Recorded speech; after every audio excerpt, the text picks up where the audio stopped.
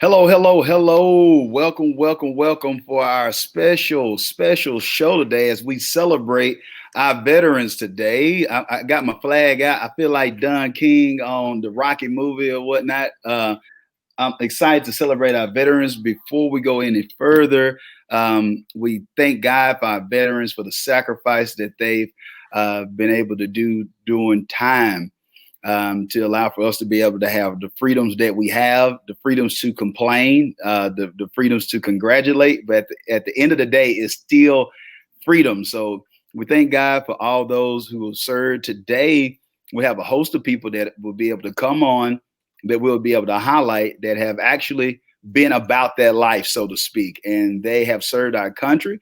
But we're going to go a little bit deeper than just that. We're going to see how they've been able to or use those transferable skills to be able to actually assimilate into society and excel with things that they've gleaned from the military life or things they've been able to gather after they left the military, so to speak, or whatnot. So today I want to start off first with our girl, Molly Ann Luna. Say hello to the people, Molly Ann. Hello, happy Veterans Day. Thank you so much, Darren, for inviting me to the show. Oh, absolutely. Now, I want to thank you first of all for your service, Molly. So, thank you again for what you've done for our country as well. And if you don't mind, Molly, let's just start it off of your military experience. So, if you don't mind, could you share what branch, any classification, and also lead into why did you even join the military? Oh, happy to. So my experience in the military, I was a U.S. Army sergeant. I worked as an animal care specialist. My main role was to provide health care for military working dogs. And I joined the military my junior year of high school, age 17. I had to get my parents' permission slip for them to say, "Yeah, go ahead, you can join early." At that time, I really wanted to go to vet school. And when I found out that the military is not only paying for my college education and they had the MOS, the Military Occupational Service of veterinary technician, I thought, oh, all of this aligns. That mixed with my desire to travel the world, to serve in a more profound way, and to just develop as an individual. It sounds crazy, but I was really stoked to go to basic training and advanced individual training because I wanted the challenge. And yeah, it was an incredible journey. Awesome. And I'm glad that you was able to share that. And for those who are listening, you might be thinking about your own situation. What are some ways that you can leverage a situation? Molly was able to know at a young age which direction that she wanted to go at that particular season or time. So she took the necessary steps of finding out about the military and then making progress. And so we know now, Molly, that you're not a veterinarian and you're not really dealing with animals now. So if you don't mind, please share with us what are some things that you gleaned from the military that you think are transferable skills that you've been able to implement in what you're currently doing now? So many things, Darren. So many skills gained from my 8 years in the military. Yes, while I entered into service with the intention of going on to vet school, once I actually worked in the field and had the opportunity during my 12-month deployment to work next to seasoned veterinary veterans who'd been working in private practice for 20 some years, I just really realized it wasn't totally in alignment with my personality and with what I felt like my heart's calling was. But that being said, I learned so many things. In the Army, we have, core values that are drilled into us from day one: loyalty, duty, respect, selfless service, honor, integrity, personal service. And definitely all of those were strengthened. The two main skills that I acquired from my time in the United States Army that helped me transition successfully back into civilian life to becoming my own boss and building multiple six-figure businesses, I would say come down to two things. Number one, it comes down to, probably, I really could just narrow it down to one, which would be personal responsibility. taking personal responsibility for my thoughts, my feelings, my actions, for my finances, for my career, for my interaction with relationships, you name it. And then the second thing that ties very closely with that is discipline. Being able to give myself a set of tasks and see them through no matter what. And those two skills transitioned beautifully over into the civilian sector, which are foundational in building successful businesses. You know, Molly, those are some excellent points. I think that we all can get from that. Some of the people that I know are top performers. It's not an accident that they have been in the military. And what I mean by that, by being top performers, is because they're able to see a task through. They're able to be decisive. They're able to take action. They're able to execute. So if it's a goal, they're going to follow through till they accomplish the goal. And whether they have some lumps in the road or whatnot, or have some trials, they're able to still get back up and continue to persevere or whatnot. And I want to talk about this because I think it's unique. And I know you have a heart for this, but let's talk about life after the military. And unfortunately, for those who keep up with the statistics or close to this, we know that it's not an ideal situation for a lot of our veterans that find themselves without that mission, without a sense of purpose. So it can lead into vices. It can lead into other things that are not in the best interest for the people that we love, that are our heroes or family members. So why don't you take us through your own process? How were you able to transition out of the military and find a sense of mission and purpose that allow for you to be on a trajectory of doing the things that you're doing currently? Yeah. So for me, the transition was not easy. I'll just put it out there. It was not necessarily an easy transition. In the military, I would assume no matter what branch you're in, but I can definitely speak on my experience in the Army. There's just a sense of brotherhood, of sisterhood, of a camaraderie. Like you just have these sort of these built-in battle buddies that have your back no matter what. And when you leave, finding that sense of community back in the civilian sector is not always easy.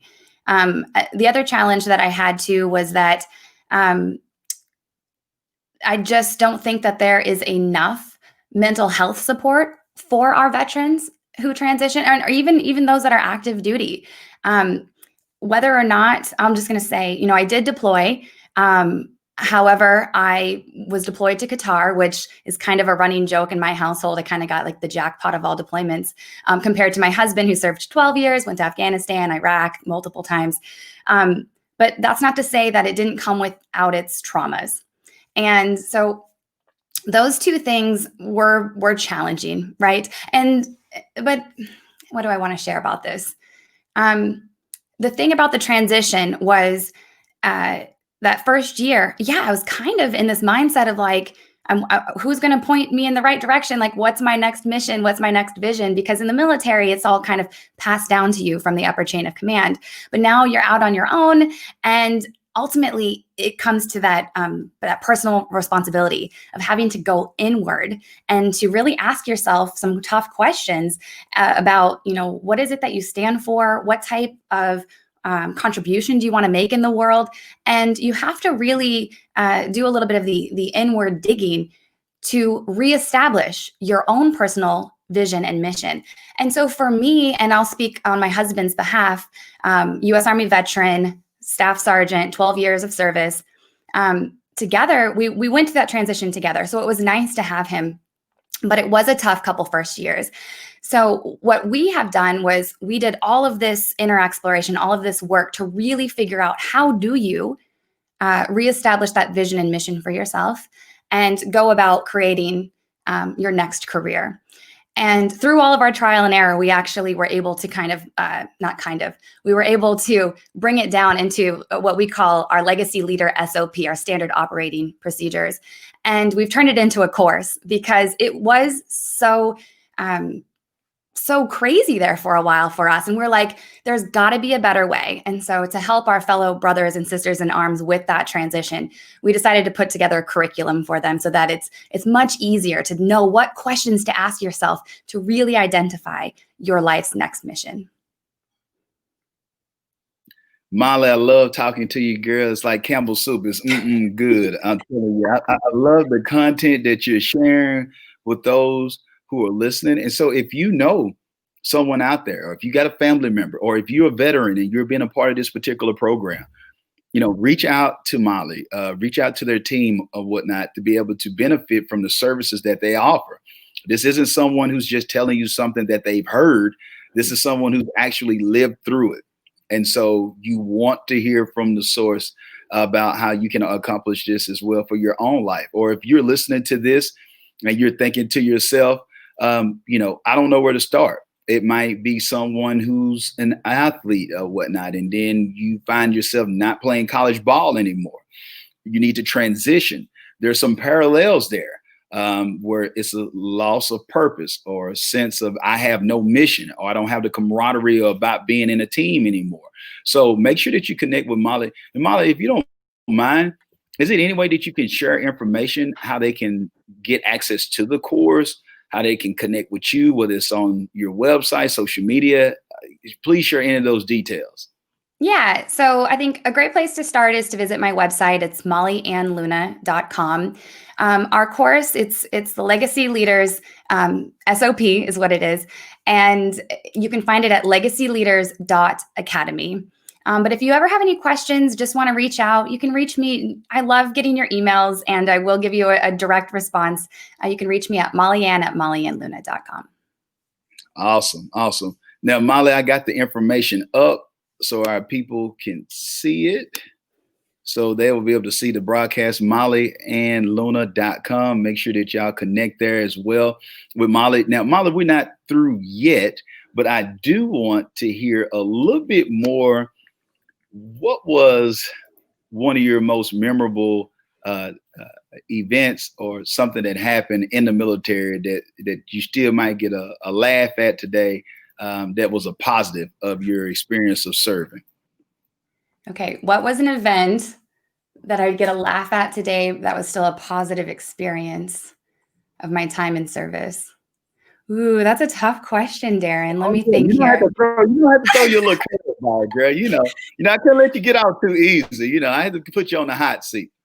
Oh my God, so many things. So many things. Like, I don't know. I think that, overall I'm a pretty squared away person, but had my little hiccups back then. Again, keep in mind I joined at age 17. So lots of years between then and now. But I don't know. I think well, wait, do you want the, oh gosh, I have like so many things flooding to my mind now. Hey, hit us with a couple of them. Hey, this is Veterans Day. It's about y'all today. So yeah, give us a few. We don't want to limit you. We believe in abundance, Molly. Come on. One that I think is memorable and somewhat funny is when my team was gearing up for deployment. We had spent several months up at Fort McCoy, Wisconsin, to go through some basic battle simulations, so to speak. And my officer, God bless him, he's incredible, but he's, primarily Army reservist and primarily a full-time veterinarian in his small practice. And we're just doing a simulation, and we supposedly, our convoy gets stopped and we're supposed to get out and like set a perimeter. And he totally steals my M16. And I'm just caught with like, he has his Glock on him and he steals my M16. And I'm like out in the middle of nowhere, like with no ammunition to be able to do anything to defend myself. So all I can do is just hunker down. And at the time it was like, oh my God, please don't let this actually happen in real life, which thank God it never did. But just little hiccups like that are just like really funny that my battle buddies and I kind of still laugh about today. I don't know, just other little things like, sometimes I'm just clumsy. So just little things like, I don't know, falling down a trench, like just ridiculous. I don't know. I think though, one of my like most favorite memories is my very first experience leaving country. So I'm 17 years old. I've never been on an airplane before. I come from small town Midwest, and the first place I fly to is Panama. And I get to spend 2 weeks out in the field with my small team, my small veterinary team, just providing vaccination to the local cattle and to the local dogs and cats in the very small Panamanian towns. I don't know if you can really call it a town, but that was a really special time, really special, just to be amongst them and to really be eye opening as far as the vast difference from how what we perceive here in the United States as poor compared to the way some of them live down there, and to be able to just come and bring a smile and play with the kids and provide service to them. That's like probably one of my biggest highlights. I'm grateful that you shared that, Molly, and those are great things. I can't imagine you falling down in a trench, girl. I'm gonna give you a hard time. But you brought up a point of staying connected to those who you were in battle with or whatnot. Could you talk a little bit about that? Or do you still have a bond with some of those who you were connected with? Share a little bit about that if you don't mind. Yeah. Well, since my family and I, we move a lot, and since I've moved away from that, and I mean that's typical in military, right? We're constantly moving. But I do have my handful of battle buddies that occasionally will just text or give a phone call on the holidays and check in. And I'm super grateful for that. It's just a further extension of my family, because we went through some things that no one else will understand except us. And so while we're not in contact like as frequently as I would like to be, I know without a shadow of a doubt, if I needed anything, I could call them up and they would be there for me, and vice versa. Amazing. That's amazing. And so, whether you are a business owner, if you're a leader, if you're in corporate America or whatnot, if you're for a nonprofit, I think that we all have been able to pick up on some gems today from Molly and Luna of the importance of being able to laugh at yourself, knowing that life does happen or whatnot. So, if it's just a simple text, I think it might be that neighborhood that you grew up in, or it might be that time period that you grew up with someone that you got a connection and that nobody else might not understand. Or some who listen to this today might be those millennials will never understand what we went through, no matter what it is. That I think that we got some things that we get along with, but it also lets us know too that we can transition and that it's important to do it. And I love the transparency with Molly of sharing that it was difficult. And I think so many, especially with the social media climate that we're in, where it look like that everyone has it all put together, but we all have difficult moments. We all have difficult times. But the difference is that some of us, choose and will our way to overcome it. We have the right support. Nobody can accomplish these dreams and goals alone. And so if you got the lonesome dove mentality, you typically will fall on your face or whatnot. And so I want those who are listening to this, whether you're a veteran, whether you're just getting out of college, whether you've been furloughed, whether you're starting off, you're thinking to yourself, how am I going to make it to the next time I'm able to get some resources, whether it's something coming through government resources, whatever the situation is for you, know that you can overcome, but get the right help, be able to laugh at yourself, and know that you can make it. It's another way. And don't think that you got to get outside of yourself. Typically, the resources that you need is within. So make sure that you implement that in your lives. Before we get out of here, Molly, I know that they can go to mollyandluna.com, but could you make sure that you share the course again? Yeah, the course is called Legacy Leaders SOP, and you can find it at legacyleaders.academy. And again, it's a step-by-step program that my husband and I, who collectively we've got 20 years of military service, it's what we use, the tools and strategies, the exercises. It took us a few years to figure out how to transition from the military into the civilian sector successfully. So legacyleaders.academy. Okay, we got this up, legacyleaders.academy. Make sure that you all go out, get the course, connect with Molly as well. Molly, social media handles, please. You can find me on social media at Molly and Luna. Awesome. Well, Molly, we thank you so much for coming on. parting piece of advice that you could leave to those who are in transition or those who are military, or did you just want to share with the people today on this Veterans Day? Yeah, I just want to echo something that you said, Darren, that oftentimes the answers are within us.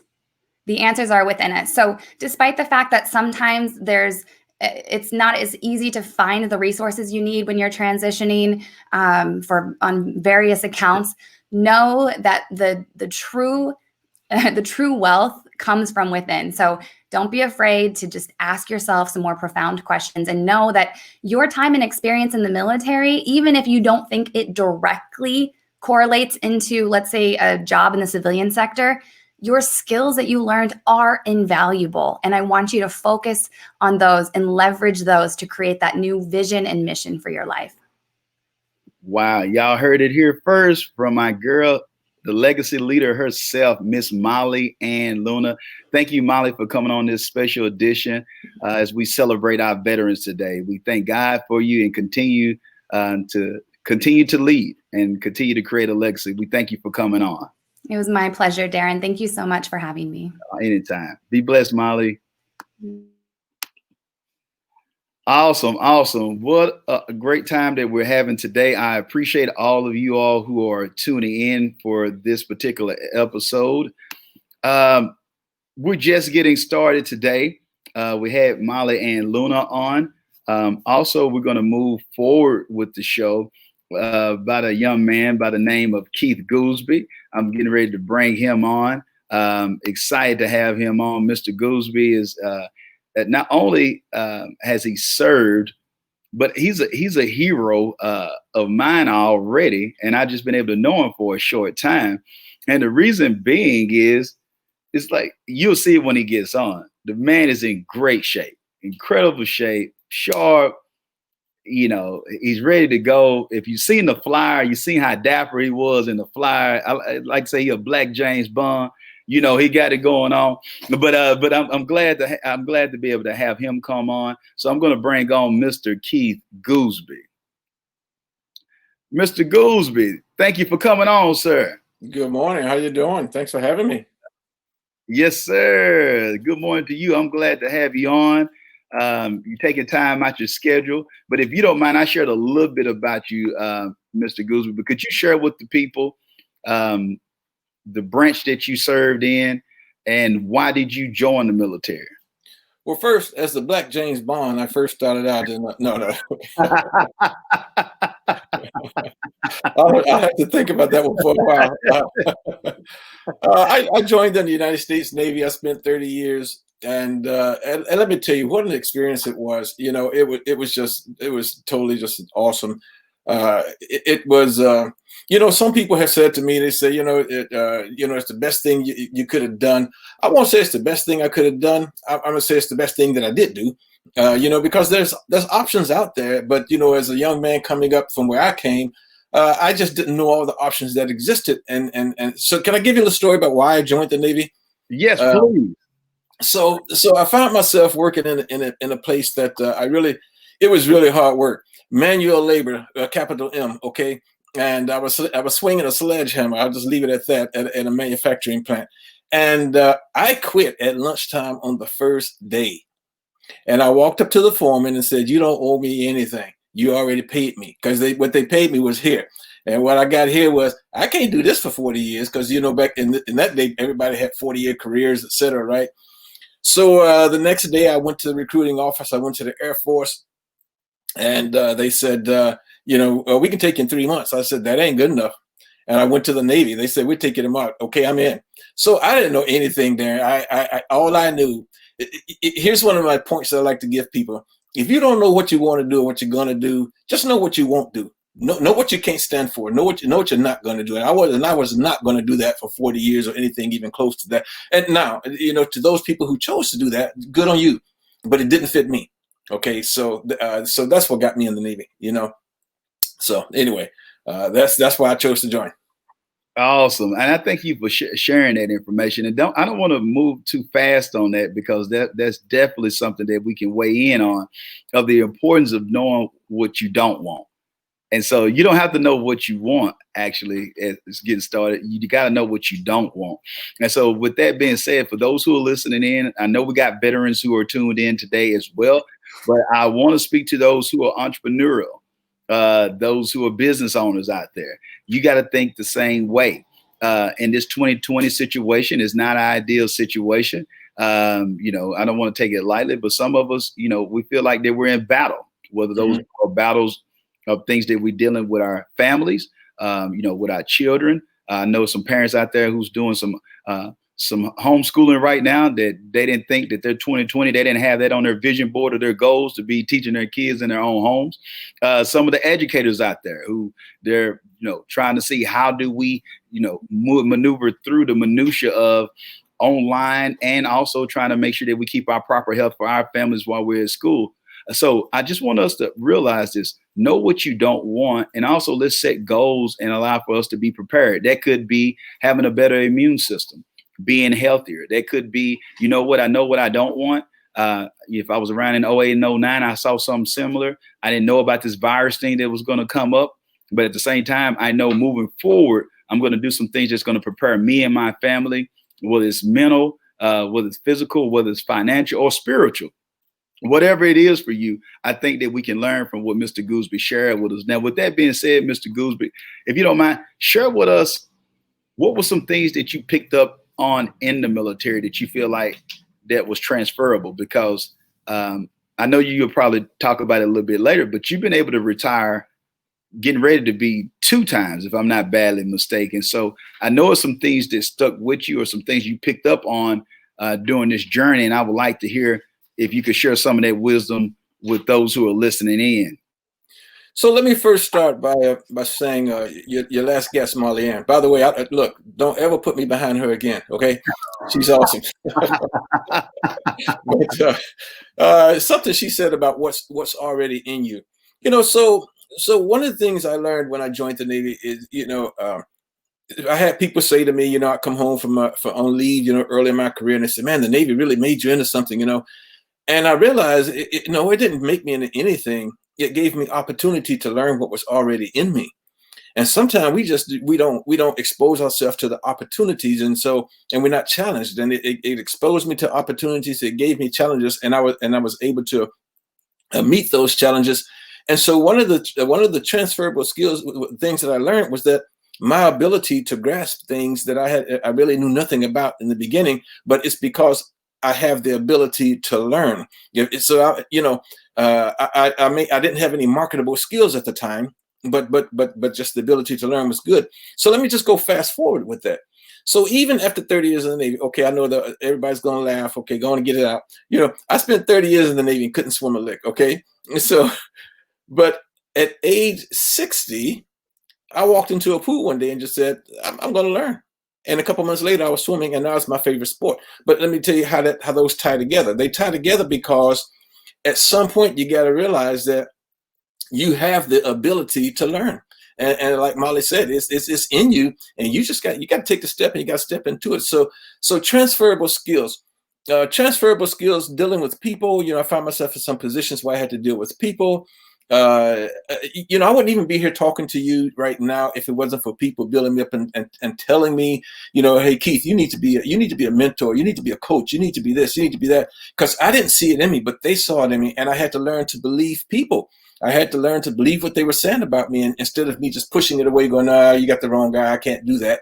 I had to be able to say, "Yes, I can do that." Okay, yeah, yes, this is who I am, and to take that and invest in it, and to sharpen it, if you will, and to move ahead with it. So many transferable skills that we can take with us. Did y'all hear what Mr. Gooseby just shared with us? 30 years. 30 years and couldn't swim a lick.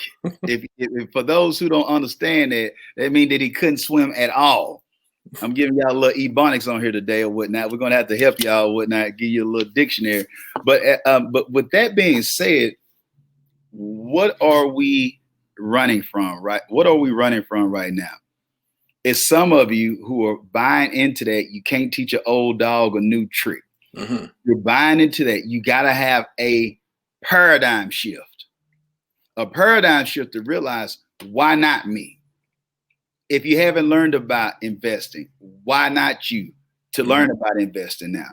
If you've been furloughed, instead of looking like it's the end of the world, what is that new thing or that idea that you had, but you were so busy that you didn't even have an opportunity to pick up and learn it? You got something called YouTube University, or you can get on Udemy.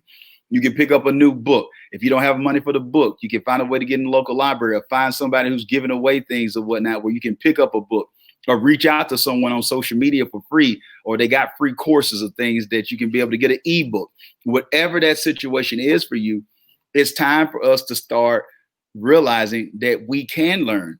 And I also want to piggyback off what you brought up too, Mr. Goolsby, of the point, it doesn't have to come from you every time. There are people around you that can see more in you than you see in you, but you can miss your opportunity. Or for those, I'm going to speak Christianese a little bit, you can miss your blessing because you have blinders on. So you can have something that someone else sees for you that can be an opportunity for you to have a breakthrough in your life. But if you're having a narrow mindedness and you're just only believing what you want to believe, then you can't go with what your thoughts are all the time, because some of our thoughts are off. They're off track.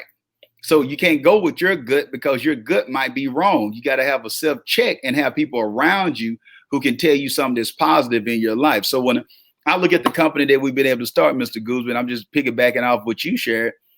I didn't have this idea.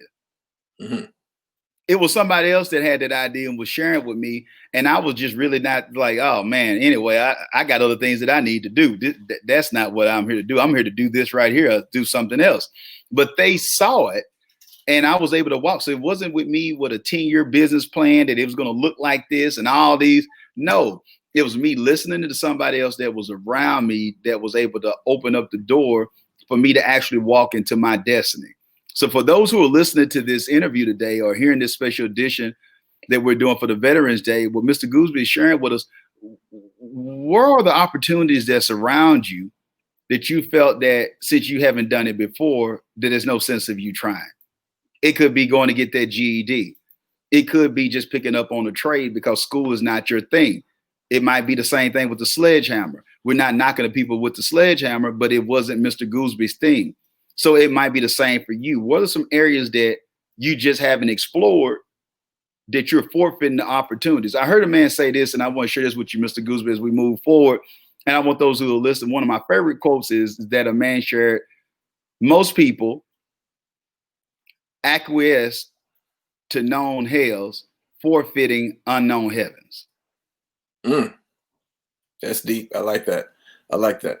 You know, if I may just add to that, I think a lot of times we only know what we know, and we're afraid to venture out into something new. And why are we afraid to venture out? Sometimes we've learned early on that people said, oh, you can't do that. And we listen to all the people that say they can't, you know, and the negatives seem to be magnified to us. And for instance, if you think about 10 things about good things, 10 things about someone you know, could be your spouse, could be someone very close. What's the one thing that stands out the most sometimes? It's that negative thing. And so we amplify the negatives and we forget all that. We kind of forget the goods and the positives. And we need to change our what we're looking at, change our focus and look at and just put that negative right out of our head. Just put that thing away. You know, I tell some people sometimes when I'm talking to them, look, you know, just like when you're looking at TV, you don't like something, you change the channel. Do the same thing in your head. Change the channel. You can't think it any better than it is. You were in a car accident this morning and it was your fault. And you started thinking. You keep thinking about it. It's eating at you. It's not going to change. It was your fault. Change the channel. Go to something else. You know. And sometimes we just focus on that negative thing, and let's just move to something different, something more positive. And I've learned to do that. I've learned to just change the focus. And I want to go back to something else. You know, and Molly's touched on this a bit, and something you said also. And it's about stages in our life, and that's not the words that you all use, but you know, I was 60 when I got my bachelor's degree. Okay, I didn't, you know, it was just something that was like, well, why not? Why not do it? So I just went and did it. Now, not having it didn't get in the way of my life before. Okay, but still, you know, sometimes we look at reasons why someone would say, well, I heard someone Someone wrote to Ann Landers. Now don't nobody repeat that I read Ann Landers, okay? Because okay, all right. Don't put that in my Hey, your secret is safe here with us, Mr. Okay. Yeah. So a lady wrote her one time and said, Miss Landers, I'm 57 years old and I want to go to college, but when I finish, I'll be 61. And Ann Landers' reply was, "Well, how old will you be if you don't go to college in 4 years?" So look, let's just dive into it. Walk into the pool. Let's start. Let's get started. Wow, man! If you didn't know it, I was doing the backstroke with this interview right now. Y'all couldn't see it. I'm in my subconscious. I'm in my imagination doing it. And you brought up some great points. I mean, I'm looking at it. 60 years old, getting your BA, and I think this message is relevant for so many out there, and it's so timely because I'm finding the people. This is a nation. We talk about Veterans Day. Most importantly, I want us to get the understanding of I can. Mm-hmm. It's so many I can'ts, but veterans have allowed for us to have the freedoms to be able to say I can, whatever that I can is for the particular individual that's listening to this. So it's in the eye of the beholder. But I want those who are here or those who are listening to this, or you're watching the rebroadcast of this, to understand that you can, I can, whoever you are, internalize that and know that I can. Keith Goolsbee knew that I can go back and get a bachelor's, even though I'm at 60 years old. I can learn how to swim. It's not ridiculous to say, well, I went this long. There's no sense of me trying it now. I think so many of us, this is the thing that allows for you to have fuel. Wherever you have purpose, it will lead to passion. Passion is what fuels you to allow for you to profit. And what I mean by profit, it could be monetarily. It could be through the charity, through your life work. It could be in building legacy. So you will profit in a manner of ways that you can't even think of right now by you operating in your purpose. And what I mean by purpose is not just waiting on somebody to hit you in the head and tell you this is the vision for the rest of your life, but continue to grow. You will understand your purpose as you grow. And so this story that what Mr. Goolsbee is sharing with us right now, think about how beneficial this will be when he's speaking to audiences and when he's able to do workshops and when he's creating content he's able to accomplish this. So now he'll actually get compensated. I like to use this, Mr. Goolsbee. Your pain is your product. So by you going through your journey, someone else will compensate you double for your trouble, so to speak. And it's not that you're getting over on anybody, but it's beneficial. Why? What does that mean to that individual who got that $1 million idea? What does it mean to that family that someone went and got the degree? So now they're available to take advantage of the management position that they wouldn't have taken if they wouldn't have heard about your story of you learning how to swim after 30 years. What does that mean for that person who hasn't reached out to that prodigal son out there, but because they heard your story, that why not just jump in and work on and reconcile that relationship? What does that mean for that family for generations to come? So the things that you're sharing here goes deep. It's not just military alone. They're transferable. So talk to us too about you transitioning, if you don't mind. What was that like for you retiring from the military and then picking up on the career that you're currently doing, and now you're about to retire from that? Could you speak to us about your mindset in transitioning? So I'm going to say that the mindset in transition, I don't think, and I'm going to be broad and say, I don't think anyone, but that might be an exaggeration. There may be, someone who does that. I don't think there's anyone who transitions and doesn't have some amount of nervousness. And it's a good nervousness. Nervousness is good. It kind of keeps you careful, kind of keeps you looking at where you're going. And it's a different world, So, you take a person who spent 4 years. That's a great chunk of time to spend where you've been through boot camp and you've learned some things and they become a part of you, and you've worked with teams and you've learned to trust your battle buddies and those types of things. Or the person who spent 30 years. This has been your life, and now you're walking out into somewhere and you think at least that it's a strange land. And you think that I'm walking out somewhere where they're not going to know me, they're not going to understand me, etc. And so when I transitioned, now I have to say, my transition was not really hard mainly because, and here's something I tell people, it was, the 30 years I spent, but it wasn't because, and we need to keep this in mind, it wasn't because who I knew, it was because who knew me. Okay. So there was this one admiral I used to work for, and I asked her to speak at my retirement ceremony. And, she said, well, I'll speak at your retirement ceremony if you come work for me. Well, it doesn't get any better than that. Like, okay, got it. Okay. So my transition was not that tough, but I work in the field right now. What I'm about to retire from next September, I work for the Navy as a civilian, and I work with transitioning military personnel. And I have to tell you, I get many phone calls of many people, and it really doesn't matter the rank, okay? That people who are just very nervous about this transition thing, okay? So transition can be tough. It's tougher if you don't plan. It's tougher if you don't listen to the advice that you're given. It's tougher if you think, well, I've done this, they're hiring me. I've known of people who put on their resumes, they'll say, because in the military, they did have to do a lot of different jobs, and they did become very effective at it. And they want to put it on their resume, well, I can do anything, or words to that effect. Well, your employer doesn't want you to do anything. They want you to do one specific thing. Okay. And so we come out thinking, well, why don't they just accept me because I can do anything? No, we have to adapt to the language and to the culture that we're going to. Okay. And that I can do anything might work where you came from, but it doesn't work where you're going. And so there's a learning process, and we have to adapt to this world we're going to. And it's kind of tough sometimes. I went to one job, and I would tell you that I thought I was doing really good. Well, I was doing really good. But people around me had an issue with me because I had this very can-do attitude, and that wasn't the attitude of the place. In fact, I remember talking to the CEO one time saying, "I come from a culture of can. I'm in a culture of can't. Everything I bring up, we can't. But you know what? No matter how good I thought I was doing or how good I actually did, if people could not accept it, guess whose problem that was? It's mine. It's not theirs."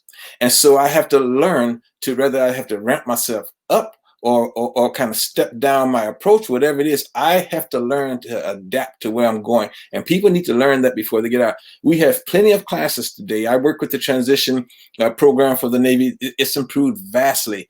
We have plenty of programs today to assist people in that area. They just have to take hold to it and just have to just concentrate on my transition right now. And and you're still going to be nervous on your way out, but you're going to find out that the transition is a lot smoother. I love that. The can-do attitude. But you brought up a great point there, Mr. Goolsby, when you shared with us I like to call it extreme accountability. Because I know it's a paradigm. It's a paradigm shift for some of those who are listening, because I know some of you thinking like, wait a minute. He's the one who's right. He has a can-do attitude. It's the rest of the people who need to get it together. But aha, as they say on Coming to America, that's the thing that what Mr. Goolsby is sharing with us of the importance of. He had to take the responsibility of saying, no, that's on me. I have to find a way to assimilate. I have to find a way to adjust, or to be able to make the culture line up to a can-do attitude, or work with the people with the limitations that they have. Because at the end of the day, I can only control me. I can only control the controllables. Or he could have went into the mindset of being upset every day, allowing for it to fester, allowing for him to have the compound effect working in a negative way in his life. Because, oh man, shoot, I shouldn't be here. These people are tripping. I don't need to be in this kind of environment looking for another way. But he chose to be a change agent and work from within to bring about a positive change. But he didn't allow for that to dim his light or for his light to flicker. He continued to keep his flame, but he understood that I need to make an adjustment to work with the people that I'm around.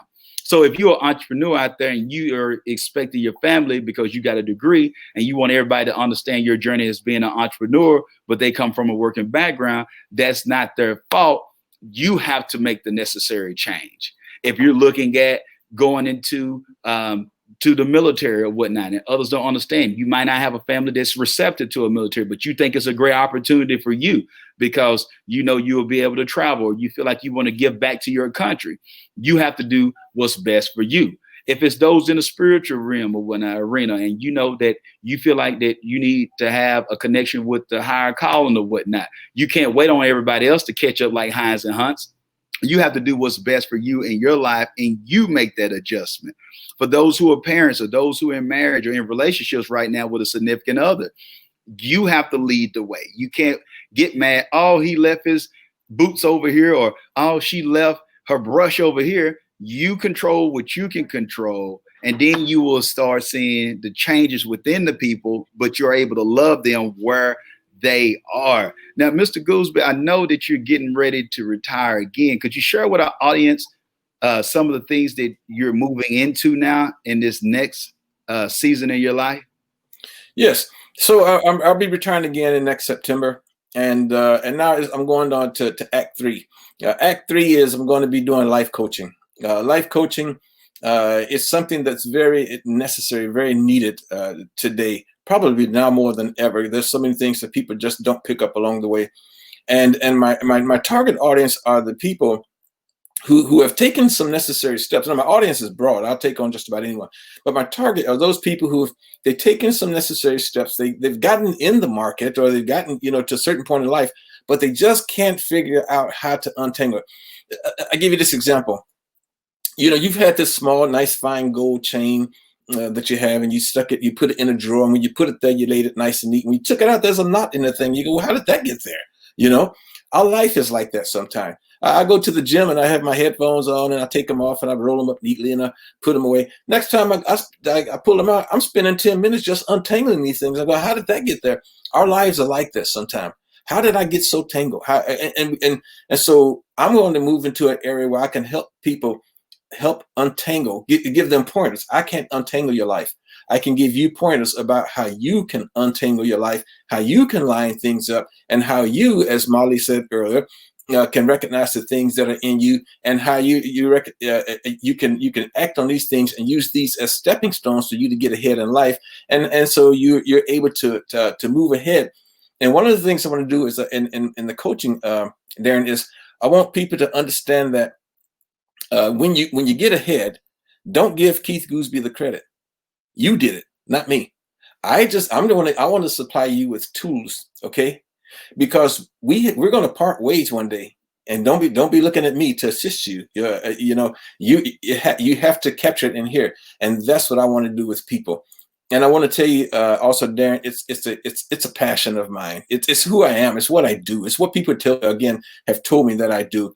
I like to get very, very rich off of it, but if I don't, as long as I can see the light turn on in some people's head, I'm good. That's what I want to see happen. I love that. Once again, he alluded to listening to what other people share that he does. What are the things that you are doing naturally that you're not really appreciating because it comes natural? Or let's just put it in better words, it may come easy to you because it's who you are. It's innate. It's a part of that intrinsic value that you have, that you bless the world with, because it's just you. So I want you to think about that and harness that energy that you have. And that can be the way that you can live your life on purpose. What we talked about earlier, that will lead to the passion that you need, that will lead to the profit that you need. A lot of it is within. So, Mr. Goolsby, I thank you so much for coming on. There will be some other things that Mr. Goolsby is working on. Y'all will see him on some of our other shows and platforms as well. But Mr. Goolsby, do you have any social media handles or anything yet that people can connect with you on? Well, right now, from a professional standpoint, I haven't put out there what I'm doing yet. I haven't put that handle out there. So, but I'm open to people just coming to where I am. My personal email is kgoolsby1@yahoo.com. You can hit me up and I'll be sure to answer. And I'm on Facebook. You can find me there, but I purposely have not launched out yet because Darren, you and I got some work we got to do together before I hit the push button. Okay. Okay. So, but yes, people can feel free to get in touch with me. And here's one reason why I haven't pushed the button yet. You see, I'm still engaged, and I need to have time. Still engaged with what I'm doing. When I start delivering full time the service, I want to give you the time that you deserve. I don't want you to be the by the way product for me. I don't want you to be the let me squeeze you in person. I want to give you the time that you deserve, and I have time, So I'm doing that. Although in conversation with you spoke to me about some things about time and how to help move things up. So and we'll get back to that later. So that's where I'm at, and those are the only handles I have currently, and that's on purpose. Okay, hey, that'll work. He's been intentional. It's intentional. I never seen anyone win a gold medal and they weren't intentional about winning the gold medal. They didn't say, "Oh my goodness, I was just going and going and getting some Chinese food, and then all of a sudden I just accidentally fell across the finish line." No, they were intentional about their growth. They were intentional about their growth. So, Mr. Goolsby, I thank you so much, sir. It's been an honor and a privilege to be able to connect with you. I also will be reaching out to you to see if we can link up on some other things as well or whatnot. I'm going to see what we can do. I'm probably going to be your way soon for a book lunch for a client. So I definitely would like to connect with you and your wife while I'm out there and be able to get a bite to eat or whatnot. But I want to tell you, thank you on behalf of those who are unable to share right now. Thank you so much for your service, sir. Thank you. And can I give a quick shout out? Go ahead, man. I want to give a shout out to veterans. We still got World War II veterans. We got Korean War. My brother served in Vietnam. We got Afghanistan. We've got Iraq. I mean, we've got so many veterans out there, and we got veterans who've come out and been very, very successful. We got veterans who've kind of lost their way. They kind of, they're suffering from some PTSD issues, suffering from different things. I just want to give a shout out to all veterans. You've made a difference, whether you know it or not, whether you feel good about yourself or not, about where you are in life. You've made a difference. And so this can do that Darren talked about, he said, we having a can do, we both talked about it. I want to say this, let's pay our veterans back by taking on a must do. I must do. Because people have opened the door, people have laid their lives on the line, people have done things so I can get ahead, and we need to look at it as a must do. We must take advantage of this, and we must move ahead. So thank you to my fellow veterans out there. Thank you, Darren, for acknowledging the veterans, and it's very appreciated. Absolutely, sir. I thank you so much for your time. Like I said, tell your wife I said hello as well. Yes, sir. Country cousin from Texas said hello. And I look forward to seeing her soon. But thank you for your time, Mr. Goolsby. Thank you, sir. All right. You too. Wow. A must-do attitude. A must-do attitude. My man Keith Goolsby brought it on home for us or whatnot. Man, we're just getting started today. I just want a special shout out to all the veterans, those who are still serving in active duty as well. We just want to just thank God for all of you, for your service, for your bravery, also just for the opportunity for those, if you got in because you just want to make a better life for yourself. So that's why we have those who are entrepreneurs on, those who might be college students, those who might be furloughed and you're looking at doing something new. We're just glad to have all of you in here today. But we're just getting started. We're getting ready to go with my man, Dr. Maurice. Dr. Maurice Lawson is in the building. I'm looking forward to having him on too. And we got a special treat too, or whatnot, that'll be coming on too by Miss Monica Lawson as well. She'll be in the building too as well. Before they come on, I just wanted to share with my good friend, Dr. Maurice. Now, it's been told not only is he a military, but he's a man of faith. But most importantly, too, I heard that he got a little game. Got a little game in basketball. That's what the word is on the streets. I don't want to put all the man personal business out there. It's just what I heard. So I don't want y'all just to get to seeing the flyer and seeing him in the suit and all that don't realize that if you don't want to come at him the wrong way, because he might ball you out. He might ball you out. So, but he's a great friend. I've been able to connect with him over the years, and we've been able to work on several projects.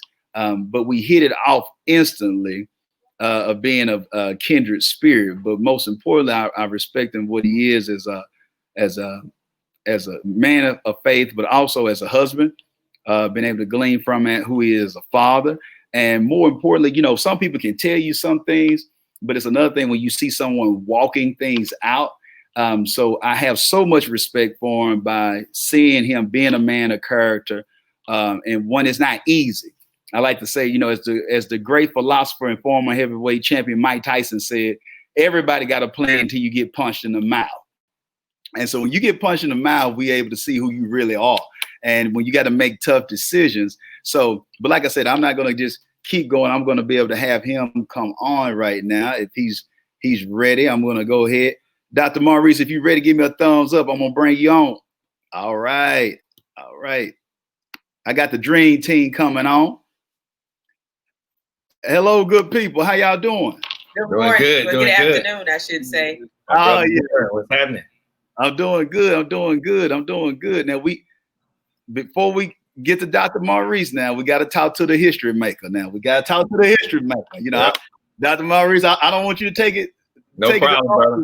We got to start with the history maker in here. We're glad to have Miss Monica Lawson on. Miss Monica Lawson is Army Chaplain Colonel, and she's the first active duty African American female chaplain to reach the rank of colonel. So we just want to say we're grateful for your service, ma'am, and thank you for being a trendsetter and a history maker. So we just we don't have to wait to February to celebrate it, but we want to celebrate you right now and give you roses while you're here. So thank you so much, ma'am. Thank you so much. Yeah. Now he would try to take credit and say everything that I am is because of what he's done for me. So you know the deal, Darren. You know the deal, brother. You know how we do. You know, he's been saying that. We got to talk about that offline. I trained her well. That's awesome. Very proud of her. Very proud of her, Darren. Oh man, that's good. Well, I'm glad to have y'all lean. If you don't mind, are y'all in South Carolina today, or y'all? No, we're in Atlanta. Y'all in Atlanta. Okay, I was wondering about that. I didn't know if y'all was in Atlanta or not.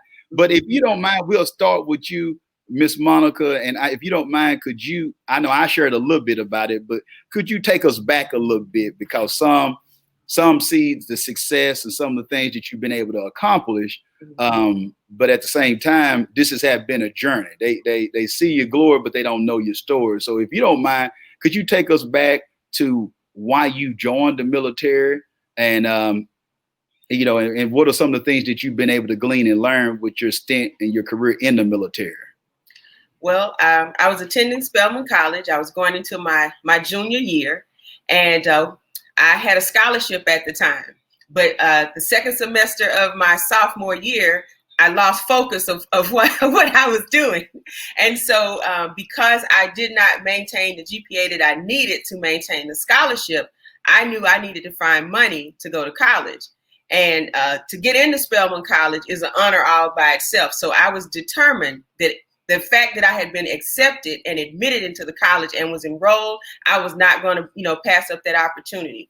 So one of my girlfriends, one of my Spelman sisters, her father was prior service military. And she told me, because my sister had joined as well, and she said, well, if you join the military, you can get the GI Bill and it'll help you to pay for school. And so now she and I were supposed to go together and join. I was going with her just to, scope things out, because I already had a sister who was in the military. So I was like, I'm not really sure if I'm sold on this thing, because my sister was the only woman in our family in the military at that time. So we go to the recruiting station, and far be it to say, I was the only one that left with the contract. So, I ended up joining the military as a reservist. I was a PFC, which is a E3 rank. So I was an enlisted soldier, and got an opportunity to go to basic training and then to my advanced individual training. And while I was there, I guess I don't know. I guess I'm a little bossy, And so one of my drill sergeants like, you might want to check out ROTC when you get back, because he knew I was, in college. And so when I got back to college, I went over to the Morehouse college program that they had there under the Georgia Institute of Technology, Georgia Tech. And I started the ROTC program as a part of Bravo Company, Stinger Battalion out of Atlanta. So fast forward 3 years later, I get commissioned as an officer in the signal branch. So my plan was get school paid for, use a student loan repayment program, do 8 years and call it a day. Well, somewhere around the fifth year, God decided I'm not done with you. And he began dealing with me about being called into the ministry. and he was specific about the Army chaplaincy. Now, the thing was, I had never seen a African-American female period as a chaplain. So I was like, okay, how's this going to work? But God just opened up all kind of doors. And every time I tried to do something different, God would steer me back to this path. And so once I yielded and I just said, okay, God, I yield, I surrender. I'm going to do what it is you want me to do. Doors for school became just open. Opportunities for, funding for school began to just come. I won't say out of nowhere, because we know where it came from. And so I accepted my calling into the ministry. And then I started the process of becoming an Army chaplain. And it's so weird, because I've been recruiting for any and everybody who wants to be an Army chaplain. And that's the job God blessed me to have when I made the rank of colonel, that I'm the chief of recruiting and accession. So God has a sense of humor, because I've been recruited. I actually tried to recruit him. That's how we met. I was trying to recruit. I was already in. I was trying to recruit him because he was a minister, and I knew he was a powerful preacher. So I met him trying to recruit him, but I guess he recruited me. Still trying to recruit me to the chaplain corps. Well, it's funny that you said that, Miss Lawson, because I was about to say, how, when did you get the blessing of coming into contact with your Boaz over there?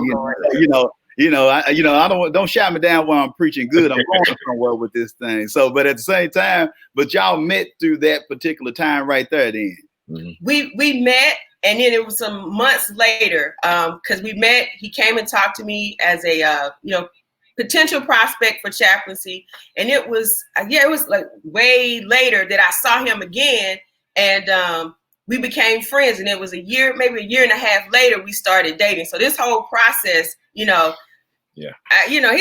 good looking man, but I had to check out his spirit. You know what I'm saying? I need to know, because this is the whole package, but I needed to know what kind of spirit he possessed. And you're right, he's an awesome man of God. And so that's what won me over, He's a good looking brother, but it was his heart that won me over. So. Now he's smooth now. He's smooth now. I'm gonna give you that point. Now, what I'm saying? That's my guy right there. He's smooth. Not too much. But I thank you, Miss Lawson, for sharing that. And Dr. Maurice, if you don't mind, could you share a little bit too of your journey of the introductory period, or the genesis part of you going into the military? What was the reason for? Because you come from a preaching background, so I know some might wonder, how in the world did he come from being another generation preacher to actually going into the military? So if you could take us back there, if you don't mind. My entry into the military was definitely God directed. I had no inclination toward wanting to serve in the military. And I have a funny story that I often tell the parishioners at our church about what I used to think, because as you might have alluded to before we came on, I went to school on a basketball scholarship. And then I left my original school, went to my home school to be connected to our ministry, but I continued to play in New Mexico State. And while I was there, we would head to the track in the preseason. We would head to the track. We didn't touch a ball. We would run. And right after us, the ROTC, Army ROTC, would come down and run after us. And, one of the things I used to say was, what kind of dummy would graduate from college and then go into the Army? Oh my. I mean, that's what I thought. It's so funny. God has a sense of humor. So I would find out. I say to our members a lot of times, the Lord was just probably looking at me laughing, saying, you're going to find out what kind of dummy is going to graduate from college and go into the Army. But what started to happen is, it's so interesting, is there was a Air Force cadet that was an athletic trainer. He would take my ankles. And for 2 years, this guy just started talking to me about his job as a cadet, and he's going to be an Air Force lieutenant, and he this and that, and no rhyme or reason. We had no connection before that. I think, that was just God setting him in place, because I had no inclination toward wanting to be in the military. In fact, I just explained my attitude toward people who graduate from college and then go into the Army. Mm-hmm. So this guy, for 2 years, he would tape my ankles every day, because it was mandatory. We had to have our ankles taped before practice. And he just sat there and talked. I'm going to be a second lieutenant. Then 2 years after that, I'm going to be a first lieutenant. I'm going to start out, and my career is good. He just talked and talked and talked. So that seed was planted in my head. And then when I was in my senior year, I redshirted. So I know I had at least one more year, 5 years, to play for. In my senior year, I started to look at the job market around me, and I knew I wanted to get a a master's degree in my field. I was in the psychology field. I knew I needed it to do what I wanted to do. And I said, how am I going to do this? I don't want to get out and then still have to stay with my parents. I want to be able to provide for myself. Well, this guy had just, unbeknownst to me, God had sent him, he laid this roadmap. So I find myself up in the Air Force ROTC office going into my 5th year of college. And the Air Force at the time didn't have any slots available for me to join the ROTC program. And lo and behold, they said, but you can go across the hall and check with the Army.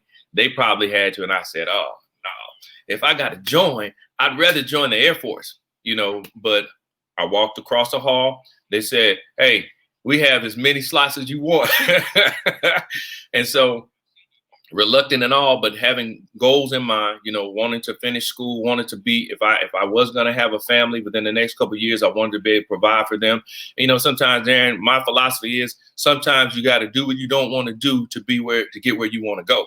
And so I went, and I was reluctant. And my first couple of years of ROTC was challenging for me because there was no one in my family, no one immediately that I knew that had any military service. So I had no point of reference for this, but I just felt like it was something I needed to do. And I'm gonna tell you, it was the best decision that I never wanted to make. I'm gonna say it again. It was the best decision. God led me into this. He just kind of set the trails up, put the people in place, and led me into this. And my most significant relationships, hence this one, my spiritual mentor, they all came from my military service. One of my most significant worship experiences, congregations, people that I've been around, came from my connection in the military. So many wonderful things I talk about. So it was definitely God led. I had no intention of doing it, but thank God I did, because it was in so many ways that we may be able to get into. It was one of the most impactful decisions that ever happened to me. This wonderful lady, this trendsetter, would not be sitting beside me if I had not followed that lead that God was, that trail he was taking me on to join active service. You know what I mean? And I want to dive into that too, because we've been able to see Genesis, be able to see the beginning of the journey that you all have had. Both of you have great careers, and I want to just talk about the connection together, how y'all been able to do the relationship component as well. But I want those who are listening to this to realize as well that your opportunity or your blessing can come dressed up in a package that's unexpected. Yes. And you forfeit that opportunity because you got in your own mind. When people tell you just trust your gut, I'll go back to what I was sharing with Mr. Gooseby earlier. Sometimes you can't trust your gut because your mindset is not right. Or it's trust your intuition or whatnot. You can't go with that because your mindset might be, your soul might not be right. But what you thinking is ideal, as what Ms. Lawson was sharing earlier, you can have something that looks great with a package, but if the spirit of the soul ain't right, that's not the right opportunity for you. Don't mean that person is bad, but that might not be right for you during that particular time. It got to be some growth or whatnot, a little sanctification process. Right. I just want us to dive into that as well about the relationship component, because you brought up earlier, Dr. Lawson, about knowing that if you was going to have a family, some things that you want to prepare for. And then I hear Ms. Lawson sharing as well with y'all connecting. So how did that look at, as you all being young, still young, by the way, but being younger when y'all connected, and also, that is some responsibility for your roles in the military. So I know that some people are dealing with some, tough things with being at home with each other during COVID or transitioning or moving. So how were you all able to navigate some of those challenges of your careers, but while still keeping your marriage sanctified? Yeah, you want to? Well, first of all, our career and our marriage, as far as dating and now it's mirroring the same way we dated. When we started dating, I was stationed someplace else. So he decided, look, it took him long enough. He decided to ask, like old fashioned, seriously, for me to date him. I don't even know. It was so corny, like I was like, we're in high school now. He's real old school. So he asked me, if I would, be his lady and date. And I was like, I wrote a letter, said, check the block. He really did. We were in the store. And I was like, is he serious? What are we, 12? And so, and I looked at him. I was like, is he serious? Is this the way he's going to act? So he asked me, and then I thought about it. And then he formally asked me like some months later. And the day after he asked me, he found out he was getting deployed to Iraq. So I was like, well, I don't know, maybe this is a sign that, you know, I'm not sure we're supposed to be together, because every time, you know, we would say we were going to, you know, date and move forward. One of us would leave. Either I would leave where we were stationed, he would deploy, or I got deployed. But it was as if the bond never changed. It was every time, you know, we would come back, it was as if we had never missed a beat. And there was so many things that we had experienced prior to meeting each other. It was as if our spirits had already met, and then the two of us met physically. It was weird. It was, and I'll share one story with you when I knew that it was him, but I didn't want to say it. I was sitting in a church service, and these two songs by Dietrich Haddon were being sang at the Bible study. And so I'm getting in my car and I'm getting ready to leave because it's almost time for me to PCS to another duty station. And the Holy Spirit says, you need to go to Maurice's house and talk to Maurice. Now I'm like, I just left Bible study. I'm trying to go home and go to bed. So I called him and I said, are you busy? He said, no, I'm getting ready for tomorrow, because he was a company commander at the time. So, but you can come by, you know, I'll be up for about another hour. So I go there, and at the time, I say I had to straighten up his CDs because he didn't have them in alphabetical order. Now, this is a military officer who's dressed with his clothes and everything, color coordinated. And so I was like, can I just, if you don't mind, can I straighten up these CDs? Because this is bothering me to see these CDs out of order. And so I said, I need to ask you a question. I heard these two songs tonight, and I don't know why, but I just feel like I'm supposed to ask you about these songs. I didn't know who sang the songs, but for whatever reason, they connected with me and him.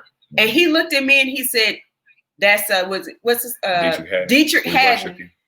What was it? We worship you in the spirit." And he had listened to those songs repeatedly. I'm a Dietrich Haddon fan. While he was in Germany, and he actually pulled the CD out and gave it to me. And he said, I was going through a tough time in my life when I would listen to these songs repeatedly. He said, and I don't know, you know, why God told you to ask me, but I know that was my testimony as far as, you know, he was concerned. And I had told him some years before, I said, I wanted this white mink blanket. My sister had been stationed in Korea, and she brought these mink blankets home, and I wanted a white one. I had gone to Korea, couldn't find a white one. All of them had stuff on it. Had friends that had gone to Korea. No one could find this white mink blanket. So the same night, he comes out of his second bedroom in his house, and he brings this blanket out, this white mink blanket that he had for how many years? About 7, 8 About years. 7 to 8 years. And he got it in Kuwait. That he bought in Kuwait. Yeah. And he comes out and he says, you can have this. And I'm about to pass out. I'm like, why are you giving this to me? And he said, I really didn't want it. You know, he said, I didn't know it was something. He said, I don't know. I just feel like I'm supposed to give it to you. He said, I've had this blanket for almost 8 years, and I just feel like I'm supposed to give it to you. Yeah. So I leave, and now I'm really confused because I'm like, this is not happening. Everything, you know, that God was lining up. And years later, when I would look at the blanket, because I didn't want anybody to get anything on, and the Lord just said, you know, you were looking for a blanket, and I gave you a covering. And so that was it, you know, for me. And that was deep. I was looking for a blanket, and God gave me a covering. And so, you know, every now and again, when he gets on my nerve, I go look at that blanket and remind myself. I need to send me this video, because I'm gonna play it back for her when she. We're gonna have the audio and the video. Yeah, I want it all. However you choose to do it or whatnot, you can let your audio team chop it up or whatnot, so y'all can have it. Wow, you were looking for the blanket, but the Lord bless you with the cover. Yeah, come on now, come on, somebody. Y'all about to, I'm trying to make sure that I do right in here and be professional, but y'all about to make me have to run around a little bit in the office or whatnot. Now that's yeah. Dr. Maurice, I just want to hear to you too, because we heard from Ms. Lawson or whatnot. What was your thought process with your reel? It's very similar to my military story. At this point in my life, I had in my mind, I had made some decisions beforehand that had some long-term effects that I didn't like. And so I think that was God's way of teaching me to trust him and pay attention to his, like you said, something sometimes you can't trust your gut because you're not in the right mindset. But when I met Monica, when I met her, it was an instant connection. We were good. We were great friends. And one of the things I knew is that I could relax and be myself. I didn't have to be Pastor Lawson, Elder Lawson, Captain Lawson, all of these things that you personify. You end up, having to personify, or you play these roles for people. They put you in these roles. Even when I ministered or spoke or different things, she didn't seem to want anything from me other than just my friendship. And I could just relax and be myself. And we were compatible in so many other ways. There were so many things, because I can admittedly say I was married before her. And, of course, it ended in divorce, unfortunately. But with her, it was just, it was some things that I learned from my previous relationship. I learned what I needed to do better. And then I learned what I need to look for in a mate. And so my eyes began to open up differently. And she checked the block in a lot of those areas. In fact, she doesn't realize she got put through a lot of different tests. I took her all over the country. She thought she was just hanging out with me. She was going through test after another. She went home to Greenwood, where I am now, and I took her back. Greenwood is a very small town, and based on what we had seen in our military careers, we've been all over the world. My first assignment was in Germany. I spent 3 years in Germany. I've been to Israel, Kuwait, Iraq, you name it. I've been to all these places, and we were thinking about, she was from Atlanta, and I wanted to live in Atlanta. But I felt God saying, you're going to end up back in Greenwood. So I took her to Greenwood at the beginning of our dating. And I took her to a hallmark place there in the city. City has a lot of challenges, specific, germane to what we're dealing with right now, the division stuff. I took her to a real hallmark spot. And I said, you think you could live here? And, I said, because I might be coming back. So I knew that a person who would reject that immediately would not possibly be a candidate, or we'd have to wait out. And she said that she meshed with my family. Then the second test was I took her to New Mexico to meet at the time, my 3 or 4 year old daughter. She's 3 at the time. Okay. And her mom. And so to see how this interaction would go, because, that's my baby, that's my seed. And they instantly meshed, they hit it off. And, it just checking my heart. And just the same way as God was leading me in direction to her, every time, even if I steered off, he would just bring me back to my solid relationship with her. And the big thing is we were friends. Mm-hmm. We were friends. And so that friendship is what was the basis of, I think, a relationship between her and I that I thought one that could be lasting. Then we were ministers. We both loved God. We had the same philosophy about ministry. And, soldiers, we were both soldiers at the time. So we understood the life that each other, the lingo, the life, so it was just, God picked her for me. I always say that to her. And sometimes, I don't know if she still does, but she would get offended by that. Now, I would say that's a better compliment than I picked you myself. So I said, God picked you for me. She would say, why do you say this? Or why are we standing together? And tell Pa, I said, because God handpicked you for me. He said, that's your wife. And so when God handpicks somebody for you, or when God picks you for somebody specifically for a task, that's an honor. And so me personally, I'm going to look at that with more seriousness, with more veracity than when I would look at my own picks. Because if God picked it, then he knows more than I do in my perspective. So he picked her, and he knows something I don't know. He's been correct, though. He's been correct. And my perspective is, even with the geographical, because we have a term in the military we call geographical bachelors. Mm-hmm. And that's what we are. That's what we've been, meaning we're geographically separated from one another. But even though we rendezvous, the good thing, we rendezvous all across the country, though. Sometimes so we in Atlanta right now. We may meet up in Orlando. Thanks be to God. Not bragging about that. I'm just saying that's one of the benefits. We met up in Puerto Rico when she's been doing some strong bond conferences. So I'm saying that's the side of it. But the important thing is that we're committed. We're committed to the relationship. Mm-hmm. And when you're committed to it, and when God is behind it, that's my philosophy. Everybody doesn't believe, but when God has ordained it and you commit to what he's ordained, mm-hmm. you can get through anything. You can there's no circumstance, no situation that God won't help you get through. But you have to be committed to the process. And I know what God said. I know who he picked. and I'm not going against his pick. You know what I mean? And if I can add, I told Maurice this maybe some months ago, but his ex-wife called me up and we talked, and she said she knew eventually they were both going to marry other people. And she said, my prayer was that the woman that Maurice married would love my daughter as much as I do, because I didn't want it to be that my daughter felt like, she was in this, I guess, quandary between the mother, the stepmom, and the dad. And she said, and you were that and then some. She said, I know that you love Gianna just like I do, even though you didn't give birth to her. Yeah. So for his ex-wife to say that to me about her prayer for the woman that he married, that, I knew that she knew I loved Gianna, but to hear her say it meant so much more, because, you never know. But when someone tells you how they really and truly feel, it's a blessing, because everybody doesn't always get that opportunity. So even with that, and I think once I was leaving, because I was about an hour away from where they were living, and she and you remember the scene in The Color Purple where the sisters were being separated? Yeah. No, your ex. Yeah, I don't know about that Color Purple on her though. We hang out with that Color Purple ministry. Yeah. What's going on here? We weren't doing the hand thing, but he was looking at us like, what is happening here? My ex-wife and my current wife are acting as if I can't pull them apart, but it was just, we love Gianna, and that's their daughter. So, it was a good time for the time that we were out there. And I just, like I said, it wasn't a handshake or anything like that. It was just how she embraced me and her family embraced me as Gianna's bonus mom. So they don't call me the stepmom. I'm the bonus blessing mom. So that's been the other part of the blessing, that we have a blended family, a truly blended family. No, that's definitely a blessing.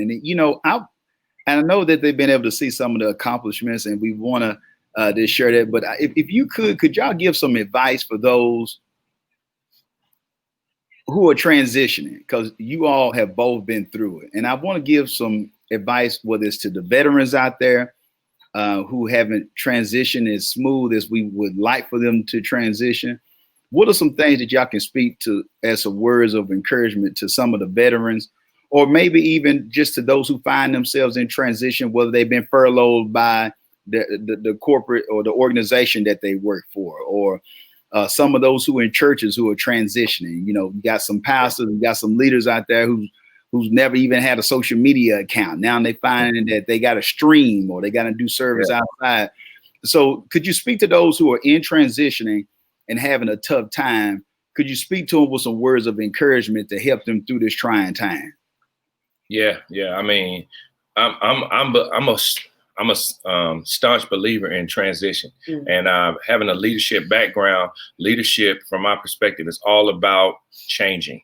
So when you're leading as opposed to managing, you're always helping a group to move through transition or to change. And so a lot of times, as I have read and as I've seen, that people don't fear change, they fear the loss that the change is going to bring to them. So what am I going to have to give up? And so what I often say is that in order to get something better, you got to let go of what's in your hand. So when God allows in your life a transition, when he allows through circumstances created through a loss of a job or loss of hours or loss of a career, whatever, what you've been presented is an opportunity. And so I can speak very, very specifically, like with this pandemic, we pride ourselves as trying. We're a small church, but we've always tried to move forward with technology and be in our context, consistent with our context. We've always tried to be moving forward. And so there's some things that this situation, pandemic, thrust me into. I was waiting on some help and some people to come in and take over some sections and bring some expertise. But when the transition came, it forced me to do it. It forced me to learn it. I'm so grateful, though. I mean, I was waiting on somebody to come and take over certain sections in media and audio. And I think God's plan the whole time was, I want you to learn this. Now, for those who are listening, who may be candidates, that doesn't mean you need to stay away. We still need you, praise God. But what I'm saying is, I can see now that God wanted me to pick up some of these skills. He wanted me to grab some, and what an opportunity. It's the same thing when I transitioned out of the military. one of my commanders, my actual brigade commander at the time, I was a company commander, and I announced to my brigade commander that I was getting out. And, he was saying, well, Maurice, what's your plan? I said, well, I know I'm going to seminary, but I didn't have everything laid out. But I knew in my heart that there was something out there for me that was greater than, or that was the next step than what I was doing at this point. And so I would encourage people to look at these transitions as opportunities for something greater to happen and embrace them as such. You're going to grieve the loss. I'm not telling you that the loss won't be something you won't have to transition through, because losing the paycheck that I had, going to becoming a full-time student and then going into full-time ministry, and at the lower end wrong of, well, we were starting a ministry. So, when you're starting a ministry, it's not profitable, so to speak, when you use business terms from the jump. So we were starting a ministry. I was exiting the military as an officer with a certain standard of living. But what was in my heart was that there was something ahead of me. That stage was over with. So you've got to accept that when God is allowing into it, that stage, that chapter is over with in your life, and there's a greater opportunity ahead. So I just embraced it, and I learned some things, picked up some things, and kept trusting God, because God's going to protect you, right? Can I just get scripture right quick? My favorite character in the Bible, David, he says something that I always say: I've never seen the righteous forsaken, nor his seed out begging bread. And we never missed a meal, just pushing forward, progressing forward. I'm sure my wife probably has something that she wants to add to that, but yeah. Well, for me, I think if you're a veteran, a pastor, there's always something that you're passionate about. So when you do what you're passionate about, you're not working, you're enjoying life. So This may be a time for God to get us to slow down, find out what we're passionate about. And, if you're a veteran, if you haven't utilized the VA's training program, contact them and see if they have some training programs that they have available for you to go out and get a new skill. If you're a minister, maybe now's the time to see if you can be bivocational. What is something that you've always wanted to do that now you can also not only be a pastor, but also pursue this other passion that you have, because you can do both. You can be bivocational if there's something. Now, I was a former career counselor, if you will, for the Department of Family and Children Services. So I was used to helping people know how to dress for success, write resumes, look for jobs, look for schools, look for training, anything that would help them to transition and be transformative in what they were trying to accomplish in life, because it worked for me. So I know if there's something that you want, there's all kind of resources out there. And right now, the internet is wide open. Anything you want to search, you don't have to go through the newspaper like we used to have to, or go to the library. Make sure it's a reliable source. Just because it's on the internet doesn't mean it's true. But one of the things that we've been able to do is to help people with their resume writing, help them know how to dress for success, look for college scholarships, look for apprenticeships, look for anything that fits what it is you're passionate about, because there's always someone or some agency that's willing to give you an opportunity and a chance. So if you're a veteran, and definitely the pastors, and I want to say this, for every pastor who thought that your congregation could not survive without seeing you physically every Sunday, I think this pandemic has allowed you to see that you can still pastor and shepherd your people and pursue another calling, if you will, at the same time that you're leading God's people. Right. So make sure that while you're taking this time out, that you're listening for God, and what he's saying is your next step. And can I say something else, Darren? So I think what's such a blessing in the relationship between Monica and I is that Monica is a very system-oriented person. Like she works well within structures. Master's working well within structures. I have more of an entrepreneurial spirit, and I know that word gets kicked around quite a bit.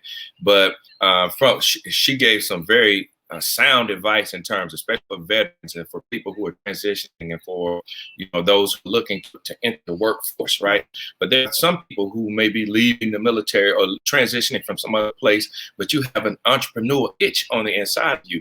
And one of the things I would say to those people is, don't be afraid and I have a scriptural perspective that comes from this too.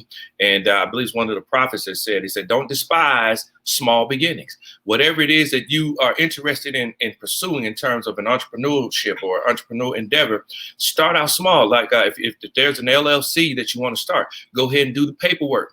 It's pretty simple. Go online, go to the IRS.gov, do a Google on it, start the paperwork, and go ahead and get your company structure set up and get your bank account, things like that. So those are simple things that don't take a lot of expertise. They don't take a lot of time, but they set the foundation to keep you moving forward. So if you're in the transition spot right now, and you've always thought about that, what's it going to hurt you? It may cost you $50 to register with the state that you're in.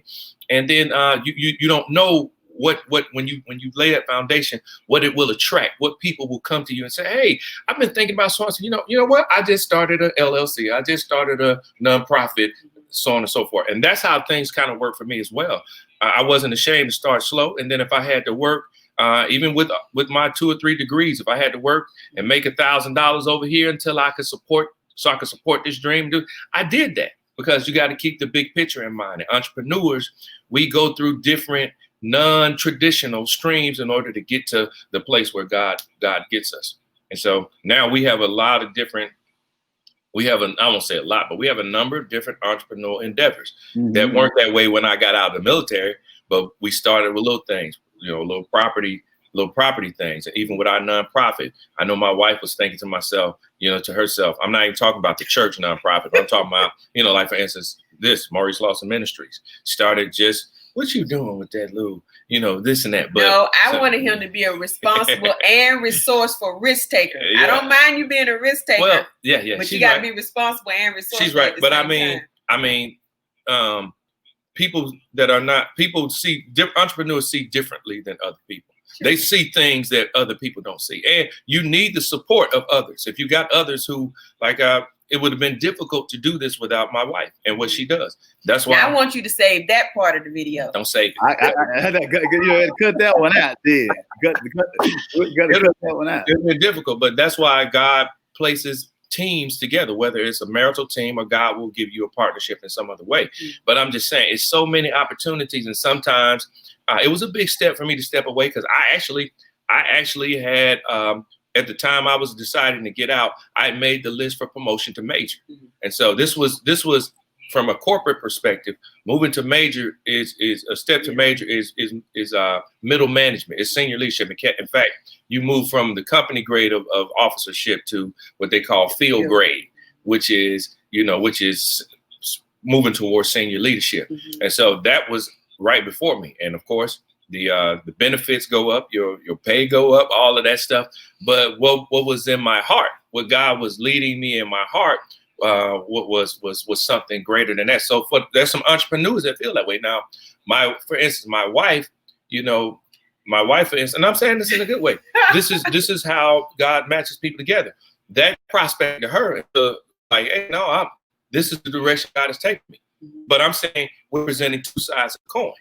So if God is leading you in the direction, as my wife has matriculated and moved up, which amazingly, she's what we call a fast tracker in the military. So she made colonel in 15 years, which is that's something. Not only to make colonel, but to be a double minority, being African American and being a female. That shows you how well I trained her. You see what I'm saying? Seriously. But I'm saying this presents two sides. All jokes aside, it presents two sides. Not joking. So you get the person who has the strength and structure and strength to make it through a system, to the top of a system. And then you have those who have a entrepreneurial spirit in their heart that they want to build a structure. You know what I mean? So I think it's a number of ways to skin a cat. And, you can transition and be successful at it.